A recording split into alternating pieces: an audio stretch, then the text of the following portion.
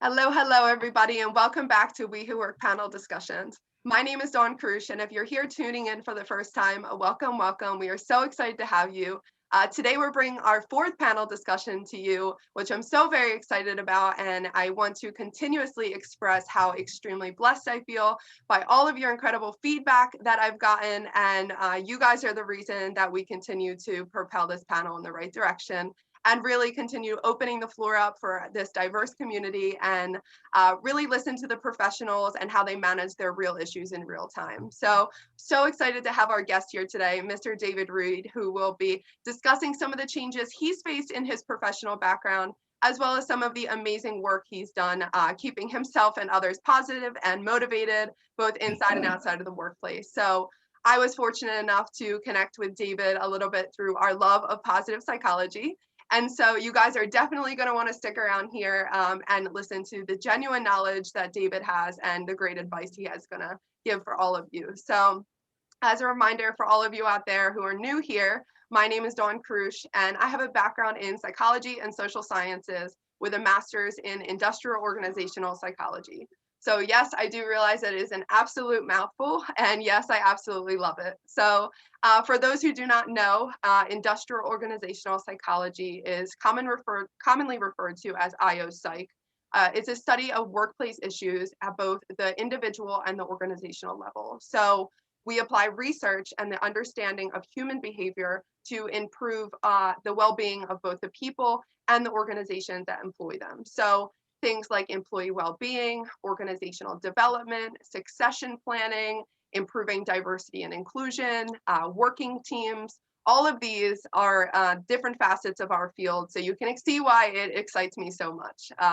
So for all those out there who have not heard of the profession or are thinking of going into the profession, I think it's important for you all to know that organizational psychologists have such a diverse background and can provide such diverse information. So as I've already mentioned, all these different paths can provide you a way to deal with all the current issues that are happening around the world. And so as we've seen, it's not only relevant, but completely necessary to have this as a field. So all of you out there can use these resources who have been impacted by COVID-19. So as we've seen companies expediting new processes like remote work and remote learning, we found a new way of our individual meaning of work-life balance. We were kind of forced into that if you hadn't already knew what your own personal work-life balance was. So for this has created a whole new wing for organizational psychologists to develop and excel. So if you're interested in learning more about our field, please head over to SIOP.org. That is Society of Industrial Organizational Psychology.org, and learn about the growing field and get some information, reach out to an expert, get some information, get some inspiration, whatever you need, they'll be there for you. So without any more hesitation, I want to pass the mic over to David. Again, I'm so excited to have you here, David. I am so excited for you to share all your knowledge with our viewers and our listeners, and I know that you can wow them with your knowledge. So you want to go ahead and take us away and give us a little more information about you. Okay, well, thank you, Dawn. I appreciate that. So my name is David Reed. Dawn, you and I met when you were, through your interest in Appreciative Inquiry. I'm part of the Corporation for Positive Change, which is a global organization consulting group that works with Appreciative Inquiry. For those who don't know what Appreciative Inquiry is, it is an organizational development approach right in your wheelhouse, Dawn. Also shares a lot in common with positive psychology, but Appreciative Inquiry is an approach that can be used within organizations, large scale, huge initiatives across enormous institutions, or could be used even at the one-on-one coaching level, or even by yourself, with yourself. So it's an approach to life, as well as an OD, organizational development model and approach. And it's based, very broadly speaking, it's based on on appreciation and inquiry, hence the name Appreciative Inquiry. So you can, so the appreciative part has sort of two aspects to it. One of them is, of course, appreciating things like, I appreciate this opportunity to be here with you right now. Uh, and, just really putting our attention on what we do appreciate. And then the other aspect of the word appreciate is to increase, right? So assets will appreciate. So there's both of those things sort of work together, which is to say that if we put our attention on what we appreciate, if we really focus on what we appreciate, then those things will increase. So there's a saying that my teacher in positive psychology said, which was that what we appreciate appreciates. So that's the appreciative aspect of appreciative inquiry. And then the inquiry part is questions. One of the big pieces of appreciative inquiry is carefully constructing questions and interview guides. And we use what we call unconditionally positive questions. And these are questions that, you sort of can't escape the question without saying something positive. So if I were to say to you, for example, what's the most beautiful thing you've seen in the past few days? Then you would be compelled to answer me with something positive. I'm not leaving you any room there for something negative, right? On a very simple level, that's how the inquiry portion works, but it's designed, the appreciation and the inquiry work together to guide an organization or individuals or teams towards a positive future, to construct a positive future grounded in experiences that they've already had. So, we begin with having people get present to past successes and all of the amazing things about themselves, their organization, what's been working, examples of times when they've done something similar to what they're trying to do now and they've pulled it off successfully. So we bring a lot of that in as well. So that's sort of the beginning of an explanation of what appreciative inquiry is. Yeah, I mean, it's amazing, right? It's like exactly what we stand here for on this panel. It's like speaking the positivity and speaking the positive dialogue into the universe. And we're speaking that at both the individual level here one-on-one, but we're also speaking to all of you out there, all of you that are listening and all of you that are watching. So these are all tips that you can take with you. And, these are building on your experiences and your strengths and your possibilities and your successes. And that's what I really love about the appreciative inquiry, is it's building upon who you already are and what you already have. Yes. Yeah. And that, in fact, that's actually one of the first, for those who don't have an experience with appreciative inquiry, I'll just tell you a very basic tool that we use. It's not always necessarily used, but it tends to be associated with appreciative inquiry so often. The tool is the 4D cycle. And it's an illustration of it. It's like a circle, like a circle. And D is discovery. With discovery is you are looking at examples of success, things that have worked, times when your teams were moving really fluidly and operating successfully, times when your customers were happy with you, really thrilled with what you were putting out, times were really proud of what you about it. It really is designed to harness and elicit all of the life forces and the and intrinsic asset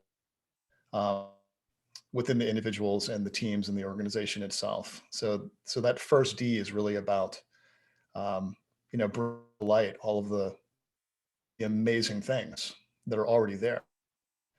And from there, then second D, which is dreaming. Right? So once you've got present to how amazing you can be, you have actuals in your mind. You're reliving these things. It's brought out, the discovery process, by the way, is brought out through interviews, through carefully constructed, unconditionally positive questions.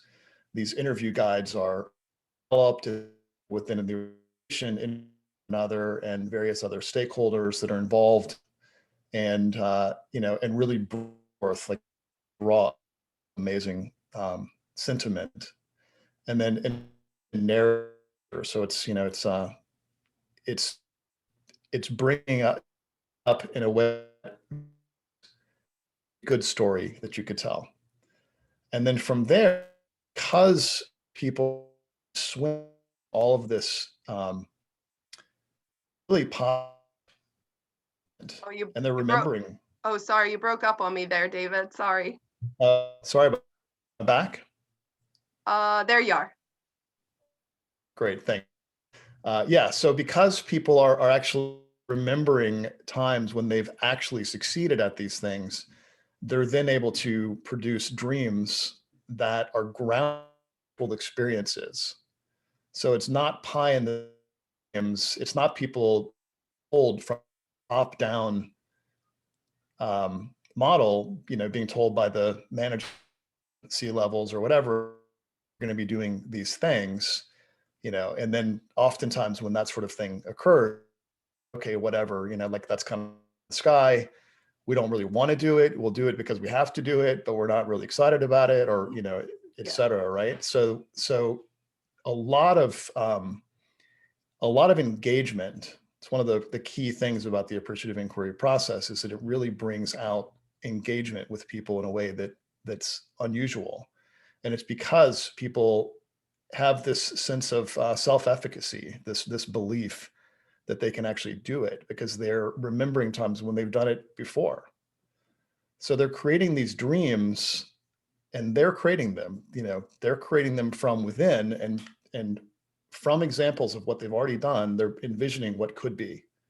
And then that's the dream part, right? And then the third D is design. And in that phase, there are plans, structures, strategies put in place to actually carry out the dream. And then the fourth D is destiny, which is the actual carrying out of it, but it's also the place for iteration. So it's a place for checking in, seeing how things are going, tweaking, adjusting. And this cycle can be replicated at different levels. So it could be done at a team level, it could be done at an individual level, it could be done at the level of the entire organization. So it's a very simple model, but it's extremely powerful, and produces, frankly, happy people, happy organizations, which leads to success. Yeah, Uh, and that's definitely. really what. Yeah, yeah. I was What were just going you to say saying? that's. I was just going to say that's why I sort of fell in love with it when I was working with positive psychology, and I learned about appreciative inquiry. And as soon as I did, I was like, I'm doing that. That's amazing. Yeah, I completely relate. And I think a lot of our viewers, a lot of our listeners who have never heard of this before, it's something that they'll be able to connect with, as did I immediately. This was something that I was not familiar with either, guys. So this is something that you can become familiar with yourself. I mean, this was something that has been very new to me in just the past couple months, which I've done a lot of exploration in myself, and I've been lucky enough to have a positive attitude my whole life and really be optimistic. But this is something for everyone. This is something that everybody can take with them. I mean, these 4Ds are not hard to remember, guys. Like these are the basic tools you can take with you from day to day. And there's one other thing that that really captured me. Forgive me if I'm saying it wrong, but the simultaneity principle within the appreciative inquiry, which is, it states that the moment the question is asked, we begin to create change. And so that in itself is so powerful. And Yeah. I think that if you actually take the time to listen to that question, and everybody interprets everything a little bit differently, but I mean, it's so true. And when you're asking a question, you are igniting a change inside of you. And whether that be to learn something new or to gain more of that information, to become a little bit clearer. And so that's something that I always stick with me. Mm. Yeah, it's so beautiful. And I really I appreciate that you mentioned that one. I really I'm a big fan of the simultaneity principle. It's one of the five core principles, the initial principles when AI, Appreciative Inquiry, was first developed by David Cooperrider. It was one of the 5 original principles that was identified as, why does this work? I think David Cooperrider, when he first sort of, I guess you could say, discovered or developed, he kind of more discovered first and then developed Appreciative Inquiry, because he noticed that when he was asking, well, can I just Yeah, very of course. briefly, so David Cooperrider, who is, considered sort of the father of Appreciative Inquiry, I guess, he was working as a consultant. He was a graduate student at the time, and he was working with a company, and he noticed that, they wanted him to find out, like, what are the problems? Like, could you go around to our sites, out in the field, and ask people, like, just try to figure out, like, what's our problem? Yeah. Because things aren't working.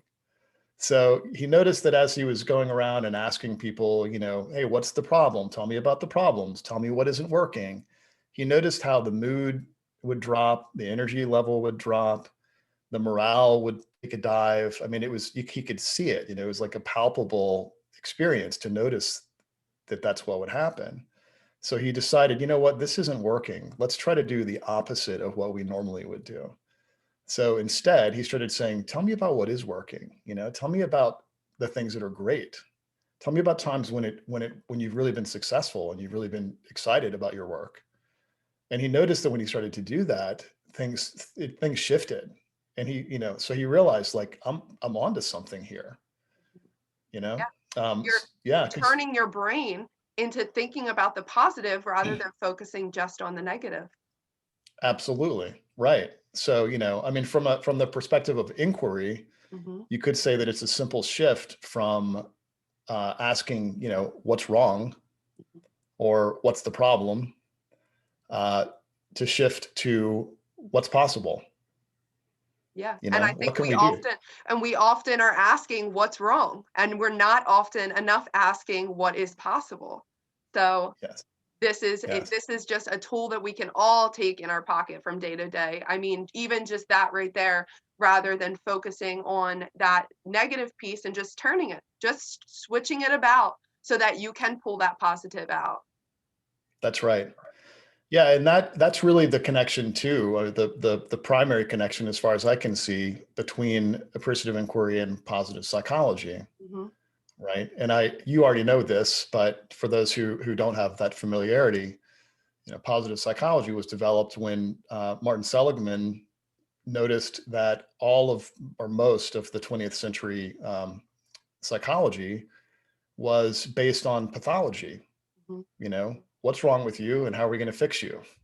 Yeah. I mean, there were some exceptions, Carl Rogers and there were some exceptions within the 20th century, but not many. And they actually even did studies where they looked at all of the journals, and they counted how many times certain words or phrases were mentioned, and things that were pathology based or problem based were far and away outnumbered the instances of mentioning things that had to do with self-actualization or positivity, or what's possible for human beings. So then he said, well, what if we actually did succeed? What if we just continued with this zealous desire to tackle problems, to grab these problems and try to wrestle them down? What if we actually succeeded at that? Is that going to produce happy, self-actualized people? Like, is the absence of problems the same thing as, like, human fulfillment? Yeah. And he said, no. So he said, what we need is a science, a psychology of human potential, human fulfillment. How do we have amazing lives? Not just how do we solve our problems? Because if you're a problem solver, then you just become a problem solver, and you never even think beyond, if you're a hammer, you're looking for nails, right? Yeah. So if you're a problem solver, you're just constantly looking for problems. And of course, that's what you're going to find. So the same thing happens with appreciative inquiry. If people in our workforce and our organizations are trained to just habitually look for problems, like, that's all we are. at the end of the day is just problem solving machines. Yeah. There's no conversation about what's possible and how can we create something beautiful, something really fulfilling. And to me, those are great questions to Yes, ask. definitely. For people Yeah. like you and I, we're not only the problem solvers, we're looking beyond, we're looking how we can change the scope and the trajectory and make others happy. And I also think it's important ask questions, for all the viewers and the listeners that are listening to this today, ask what if you did go on and you created a new facet of your profession, or what if you did go on and make a name of yourself and you did conquer your dreams, and ask those questions in order to grow for yourself. So I think it's extremely important that we take the tools, and I'm so happy to have you here, David, that you can teach us about the AI. And for all the knowledge that I already know about it, I sit here and I'm just excited about it. So I know all of my viewers, all of the listeners, everybody who supports this panel, and not only they support the positive mission, but they support growing themselves, changing, using resources, and guys, I want you to continue to use this as a resource as well. So all that Yeah. we've talked about the AI and positivity, it would be neglectful if we didn't focus on some of the adversity that we've changed, that we fought through the past year as well. I know that Yeah. there'll be some viewers and listeners out there like, oh well, everything always can't be positive, or we can't always feel happy about everything.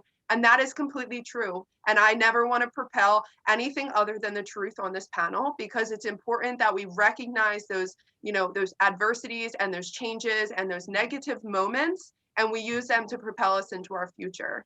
So throughout the past year, David, what is your experiences through the midst of the pandemic and some personal professional changes we've all faced, like how have you managed to stay positive and use the AI within yourself, kind of propelling that positivity and remembering that we can speak better times into the universe? What have you done to kind of make sure that you allow yourself to remain positive through these times? Yeah, it's a really great question, Dawn. And the truth is, like, I think that I've been sort of wired, uh, like I was sympathetic. It was like when Appreciative Inquiry came along, I was like, you had me at hello. Like I was already convinced. It didn't take much. You know what I mean? Like it resonated with me immediately because I think that I've sort of been that way for most of my life. Mm-hmm. With the pandemic, it's definitely slowed down business. So like, we've been doing some stuff online like everyone else, but obviously we're not getting together with people. Ralph, the president of the Corporation for Positive Change, usually goes back and forth between Amsterdam. He has a home in Amsterdam and a home in Kentucky. And he usually goes back and forth and splits his time between the two places, but he got stuck and couldn't do that. So it's definitely been challenging from that perspective, but also an opportunity. It's an opportunity to really dig in and start to develop the virtual avenues. So we did a workshop on appreciative coaching, for example, Ralph and I together, and the whole group, all of our partners have been really working with how to develop ourselves through this virtual world. And I see a lot of potential with that. I don't know that it will replace the face-to-face interactions that we've had and that we will have again, hopefully before too long. But I do think that it's gonna change things a lot. It's creating a lot of opportunities. So for example, these workshops that we're doing. Mm-hmm. Normally, when we do the Power of Appreciative Inquiry, which is coming up in March, we do it in person, and we have like 3 days. But if someone's going to take that course, they have to travel to wherever we are. They have to get a hotel room, they have to get flights, and they have to be away from work for 3 days. But with the virtual model, what we're doing instead is we're doing 2-hour sessions over the course of 11 weeks. So people can get it in bite-sized pieces. They can digest it between sessions. They don't have to travel. They don't have to leave their family. They can still keep up with their normal day-to-day work. It's much less expensive. I mean, it's just, there's a lot of advantages. Um, and we're very happy to experience that and see that it really works well. And Yeah, it's arguably, definitely branching yeah, things off in a new way, and yeah. I'm definitely fortunate to keep up with you guys, and definitely fortunate to start collaborating with you guys, and hopefully get in there. I anybody who hasn't been able to check out or doesn't know about yet, you now know about it. The Center for Positive Change in Philadelphia. You guys definitely check out the website. I mean, it's amazing. You can learn more about AI, get involved in the virtual workshop. If you always have questions, you can reach out to David. If you have questions, reach out to me. I will direct you to the right people as well. It's really amazing, and I very much am similar to you, David, and that I think I have been hardwired from the get-go.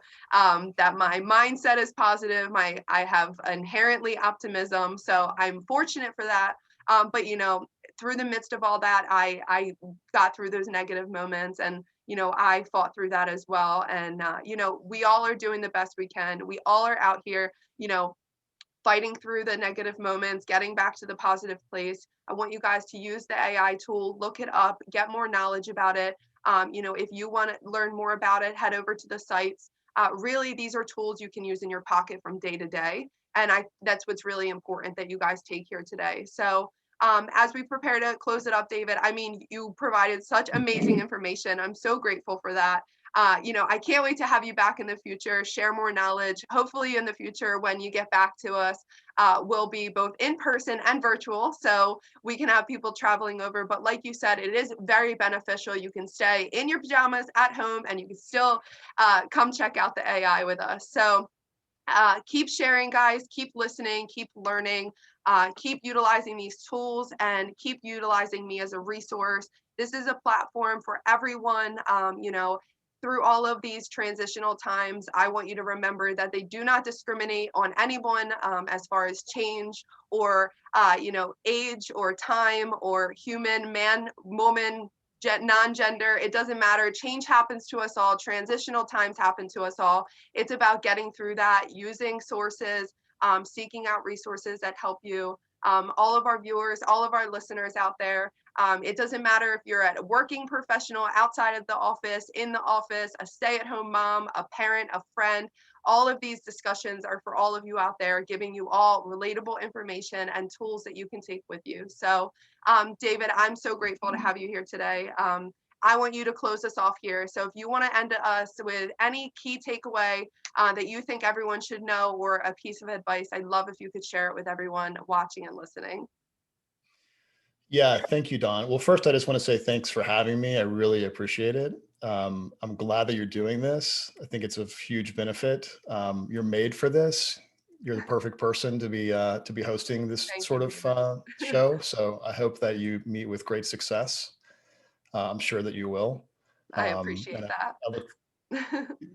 good, yeah. And I look forward to our collaborations coming down the road. So what would I say to leave people with? Well, first thing is, clearly check out our website. Feel free to contact me directly. You can do that. You can find us through the website and then reach out to me. I would love to talk to anyone who would like to learn more about all of this. Our website is positivechange.org. So you can go and find us there.